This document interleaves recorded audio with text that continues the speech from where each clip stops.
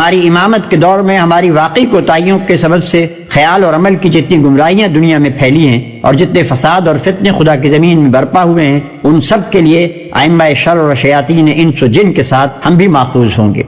हमसे पूछा जाएगा कि जब दुनिया में मासियत, जुल्म और गुमराही का ये तूफान बरपा था तो तुम कहां मर गए थे? और कौन उल्टा फिर जाता है।